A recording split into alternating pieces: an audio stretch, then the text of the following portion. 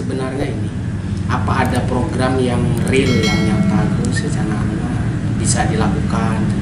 Kayak kemarin yang Tenggule saya kakak Disa kan membahas masalah itu kayak uang emas, kayak koin-koin emas gitu. Apakah ada perkembangan, ada progres kan yang ditunggu sebenarnya? Gula kan hanya tahu yang kemarin yang di sebelah selatan itu kan di pasar gitu. Ada pasar. Itu setiap hari apa dulu? Setiap hari. Setiap hari. Coba hari Kamis kan ke pasar. Kayak gula lebat Kak Disa gue nggak saya pertemuan malam. Gimana bi malam no untuk bawa sana. Pokok dua kan tuh kan. Benih akadia pasar Kamis, pasar Senin, enggak. Yang lagi sedangkan pasar hari Kamis. Itu berarti saya paling ramainya berarti. Iya. Keng ada yang mau disampaikan dari anak? Atau lagi salam kan itu perkembangan soran saya terakhir kan. Betul ya? Iya, Pak.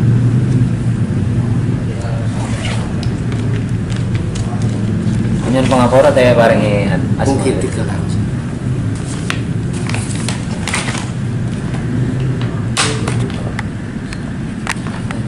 Oh, si anu Ki, yang 202 Ki. Saya kirim hari Senin. Apa nih buka bingungnya? Artinya hari Selasa. Saya ngirim dari istana.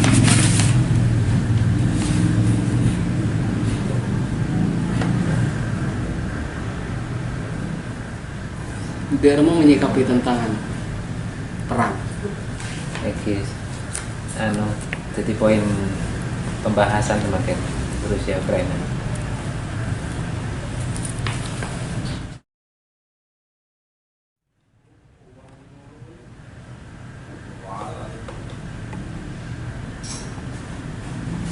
Tapi perang ini kan sebenarnya ini takut sebenarnya. Kalau yang di pihak dengan sekutu atau temannya Ukraina untuk menyerang itu takut. Berbeda ketika kejadian yang dulu yang mau perang antara Amerika sama Korea Utara. Cuman kan yang menyerah ibaratnya yang mundur dari istilahnya mau berunding itu pihak Korea. Seandainya dia kekeh misalkan mau tetap bersikap misalkan melakukan uji coba nuklir ya terjadi perang. Cuman kalau sekarang udah takut ya karena ya Rusianya berani juga gitu. Memang sudah dipersiapkan dari pihak Rusia itu. Jadi tentang misalkan kalau adanya sanksi, kalau adanya embargo itu sudah di. Tapi kalau dari pihak teman-teman Ukraina dia berani, bisa dipastikan yang diramalkan itu seimbang itu Pemicu. Tapi saya tidak mengharapkan itu sebenarnya. Di bahaya juga.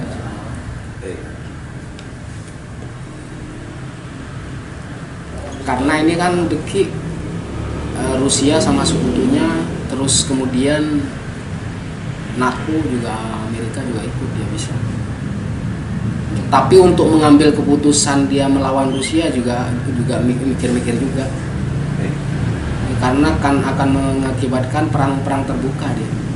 Itu yang ya apa yang diramalkan jadi kalau memang benar-benar yang dari pihak Ukraina dan teman-temannya mau meladeni Rusia.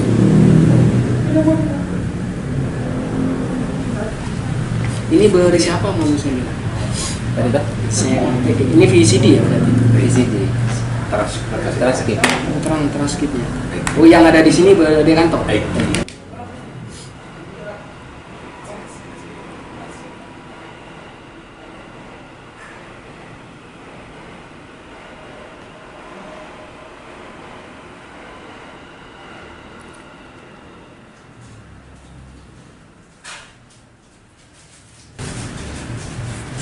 Memang kan ini sebenarnya ini ya, pembahasannya tentang yang dinanti ya, yang ditunggu gitu. Jadi yang memang yang menjadi topik pembahasan selama ini itu RA itu. Jadi kalau sesuai apa yang saya lihat misalkan ya kan tapi berhak lah. Dari petunjuk, ada petunjuk atau baik dari apa istilahnya visi dia dari pandangan Tibin atau mungkin dari ar-ra'yu as-shadiqah gitu. Dia ngambil mimpi seseorang yang datang. Ya itu kan sebenarnya kan apa? Cak Mahdi kan digendongan dia ya bayi. Apakah bayi itu secara fisik atau dia itu apa memang dari karakter, memang orang-orang yang bersih, orang-orang yang murni kan bisa jadi. Jadi itu. Ya iya, tapi filosofi Mahdi itu kan digendong ya. Jadi dijaga. Jadi jangan sampai terkontaminasi. Jangan sampai istilahnya itu dia itu ditulari atau dicemari hal-hal buruk gitu. Ya kalau munculnya ya Allah alam kan nggak jelas. Ya kita kan ya paling tidak ini prinsipnya aja. Jadi prinsip aja yang harus kita adopsi dari Al-Mahdi. Jadi prinsip bagaimana dia mensejahterakan umat, mempersatukan umat Islam.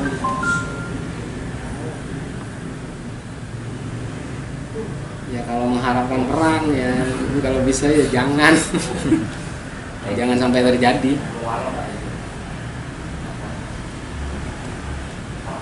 Ada lagi yang di saya dari reman gitu saya dari pas nelpon pon ke Pak Kakak itu ya.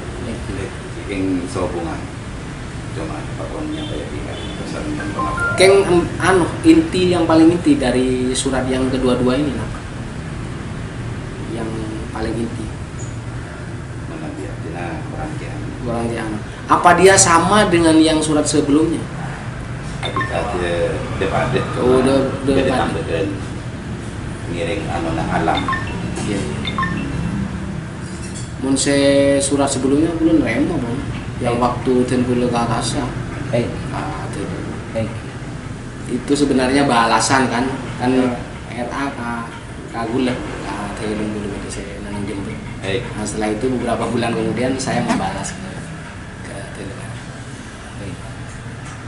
Ya memang harus ada langkah konkret kalau memang benar-benar mau menghadapi istilahnya ingin mempersatukan umat dan biar apa yang dicita-citakan, apa yang diharapkan benar-benar terjadi kan itu. Jadi kalau kita tidak bersatu, nggak ada garapan yang benar-benar real, jadi susah ditangkap oleh masyarakat. Jadi dulu sedimen itu mendengar memang, apalagi sistem keuangan itu kita tidak bisa berkutik. Sistem keuangan itu tidak bisa karena sistem keuangan itu sudah dikuasai oleh dunia, nggak bisa. Jadi kayak kemarin yang ketika Turki protes misalkan, itu kan langsung dijatuhkan mata uang lira. Jadi mata uang Turki langsung habis, langsung merosot nilainya.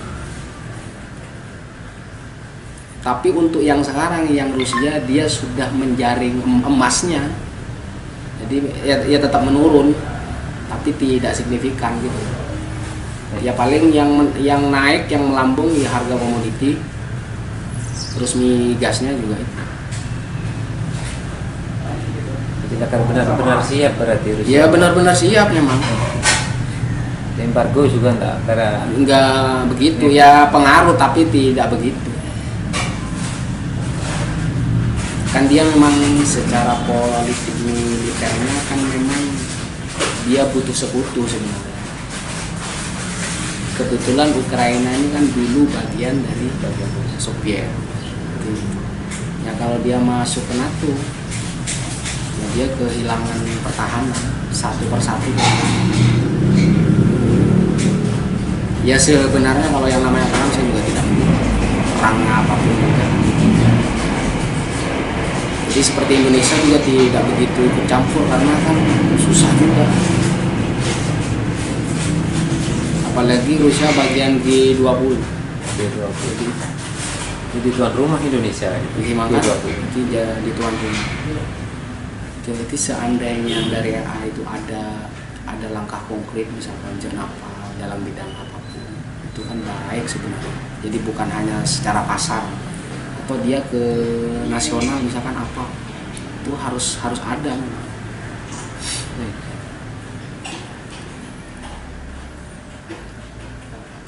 Harus orang ada yang bisa membaca RA, harus ada orang yang bisa ngerteh kesewakan RA itu apa kan gitu.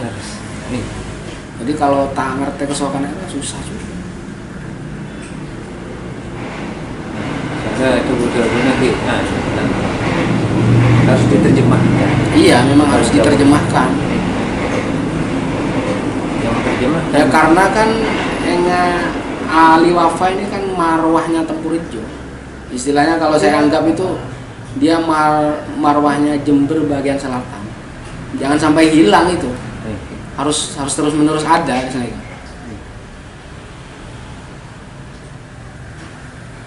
Jadi ki zaman Kiai Sesepuh itu kan sampai sekarang terus. Nah sekarang boleh. Masalah kaderisasi itu kan penting ya. Harus ada dari yang muda itu. Jadi jangan hanya terputus, namun bisa terus. Apalagi menemukan pesantren kayak Al-Wafa kan susah sekarang. Yang benar-benar tradisional kan susah. Jadi harus dipertahankan. Tapi harus disikapi, perkembangan zaman itu harus disikapi biar tidak terputus, biar tidak mati. Jadi sistem kepesantrenannya ya alam nggak apa-apa tradisional, cuman penyikapan kita perkembangan tuh harus mengikuti yang sekarang. Jadi al-muhafadzah al-qadim itu menjadi dilasa. Jadi menjaga tradisi yang kuno, yang baik, istilahnya itu, kemudian mengambil yang baru, yang bagus, yang lebih baik kan gitu. Saya takut kehilangan ya, marwahnya harus tetap berjalan, harus kudu beda. Timangkan jangan gelak kudu kaderisasi. Harus mempersiapkan secara personal, secara sistem, terus rencana ke depan, strategis berapa tahun, 10 tahun, 20 tahun itu. Kudu beda, harus itu. Dan kontribusinya lebih meluas. Jadi bukan hanya di di lingkungan Tempurjo itu sampai meluas.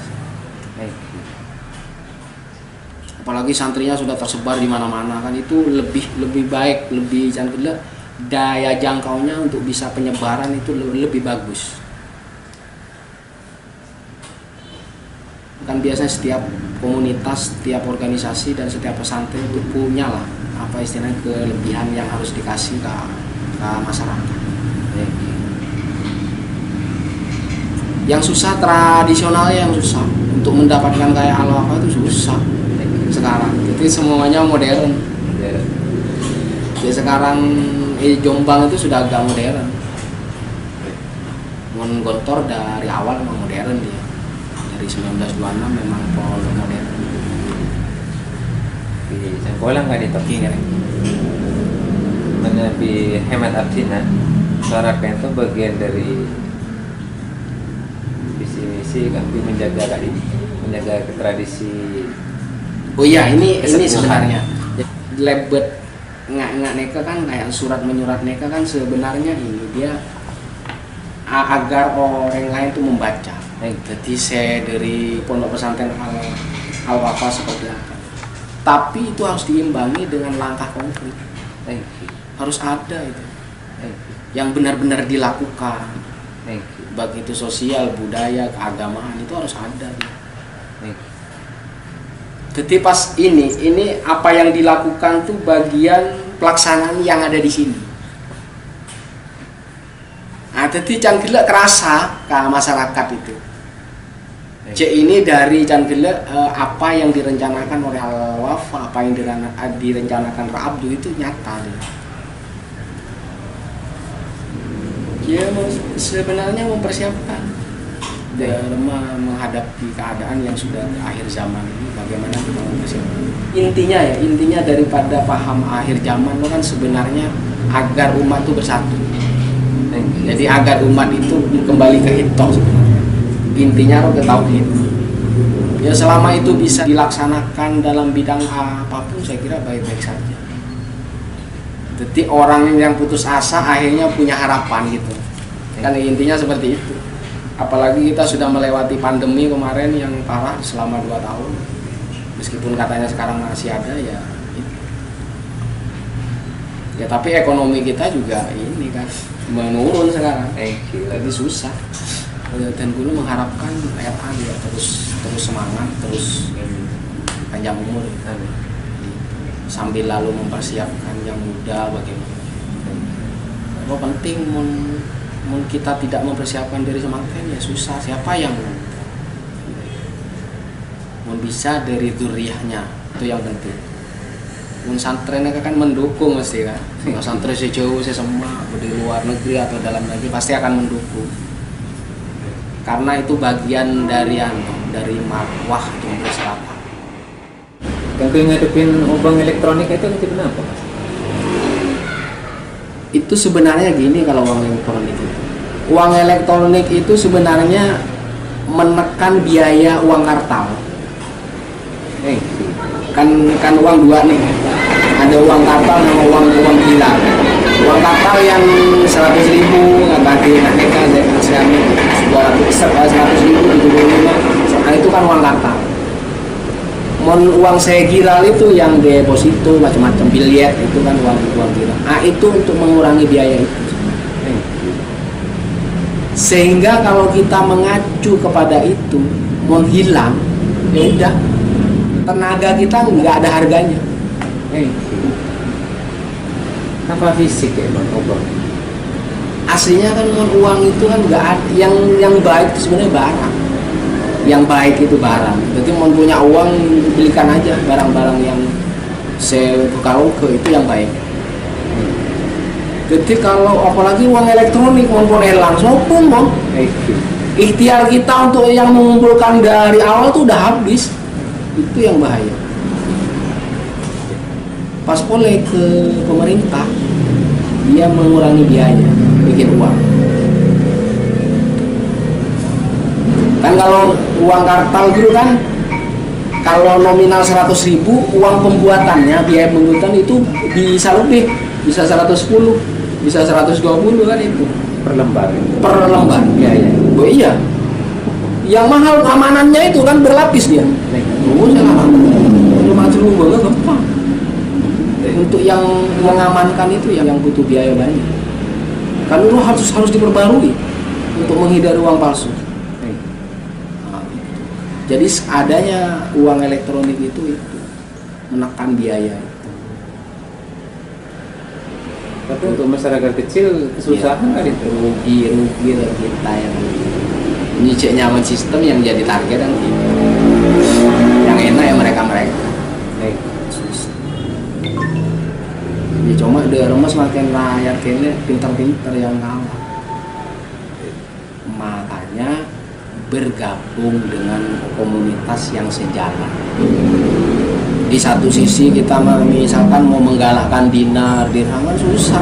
Disangkanya kita melawan pemerintah. Tabrakan susah. Lebih berjamaah mungkin bukan? Enggak, jadi itu hanya di lingkungan. Jadi yang tetap uang biasa yang rupiah itu tetap aja jalan. Sekarang kita menghindar dari bunga bank susah. Mau menentukan fatwa gimana? Uang keuangan mereka yang megang. Siapa yang misalkan yang terbebas dari sistem moneter dunia? Nggak ada. Pemerintah juga nggak bisa. Jadi kalau kita tidak mengikuti mereka, yang BI sini yang kena. Susah. Ya kalau nggak kita membangun kekuatan dari bawah, benar-benar memahamkan masyarakat, itu kan dia kena imbasnya. Apalagi vaksin wajib, harus PCR wajib, harus seperti itu, biayanya besar ya ke masyarakat juga imbasnya. PCR berapa, itu tes berapa, itu kan Sudah susah dari kesehatan kita ditakut-takuti seperti itu. Kalau tidak melaksanakan itu ya melanggar undang-undang, kan serba salah. Serba salah. Mau masuk nggak bisa. Mau masuk nggak bisa. Mungkin kalau punya kekuatan berjamaah yang benar-benar jadi penyeimbang, saya kira bisa. Dan RA itu punya kekuatan untuk itu. Tinggal mengelola aja di rumah, tim-timnya bagaimana untuk itu, saya kira bisa. Susah, semakin kayak orang di Timur Tengahnya bukan bikin bank Islam lah, dia investasi ke yang lain, ke bola, ke macam-macam. Susah. Secangkir murni loh, susah. Jadi seandainya kita punya juga kayak bank yang skala internasional kayak World Bank, kayak IMF, itu bagus. Jadi kita bukan nasabahnya benih masyarakat sudah, pengusaha-pengusaha mereka itu yang dulu bisa menguasai, bisa menyeimbangi. Kita tidak berkutik kalau lawan bi moneter. Tahun ini dia gitu. Kayak Bill Gates itu kan benih apa-apa hanya pengusaha aja. Pengusaha terkaya. Kok ntar kan tanah apa? Presiden yang terakhir langsung benih kementerian itu kan sekelas Kadin bajen yang ke sana itu langsung presidennya. Berarti aku mengesto berkaitan dengan moneter.